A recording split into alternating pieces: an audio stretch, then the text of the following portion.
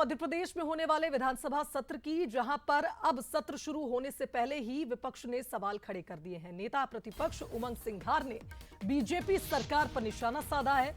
उमंग सिंघार ने कहा कि विधानसभा सत्र अपने पूरे कार्यकाल तक चले, ये जरूरी है। ज्यादातर सत्र दिनों की बजाय घंटों में ही निपट गए हैं।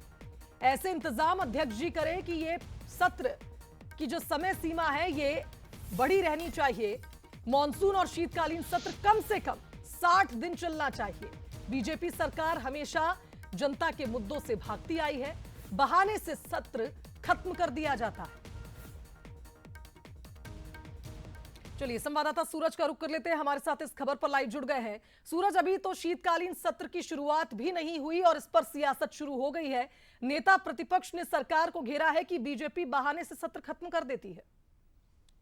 मध्य प्रदेश का शीतकालीन सत्र 16 दिसंबर से 20 दिसंबर तक चलेगा, नहीं 5 बैठकें होंगी सोमवार से शनिवार तक।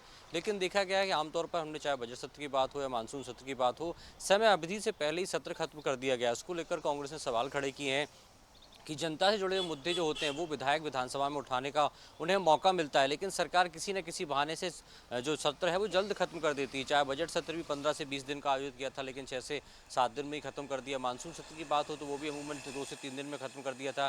तो ऐसे में कहीं ना कहीं जनता से जुड़े जो मुद्दे होते हैं, जो विपक्ष उठाता है, वो कहीं ना कहीं सदन में नहीं आ पाते, क्योंकि जनता से जुड़े मुद्दे उठाने के लिए विपक्ष को चुना जाता है और खासतौर से वो काम नहीं हो पाता जो विपक्ष चाहता है। ऐसे में कहीं सरकार हर बार देखा है कि सरकार दिनों में नहीं बल्कि घंटों में खत्म कर देती है। कई बार सुबह से सत्र शुरू होता है और 2-2.5 घंटे में खत्म हो जाता है, कई बार 1 घंटे 2 घंटे की कार्रवाई होती है, और 10 दिन का भी यदि सत्र है तो 4 से 5 घंटे में समापन हो जाता है। कई बार देखा 6 से 8 घंटे ही सिर्फ आधिकारिक कार्रवाई हो पाती है। तो ऐसे में सत्र से पहले कांग्रेस ने सवाल उठाए हैं, विधानसभा अध्यक्ष से मांग भी की है कि यदि 5 दिन का सत्र है तो कम से कम पूरे 5 दिन चले, ताकि जो जनता से जुड़े हुए मुद्दे हैं, जो महत्वपूर्ण सवाल हैं, जो विधानसभा में विधायक पूछना चाहते हैं, वो सरकार से पूछे जा सकें और जो जनता से जुड़े महत्वपूर्ण मुद्दे हैं उन पर कार्रवाई हो सके। शुभांगी, बिल्कुल सही कहा सूरज आपने। देखना होगा कि अब इस पर क्या बीजेपी की ओर से कोई पलटवार आता है। फिलहाल बहुत शुक्रिया आपका बातचीत के लिए।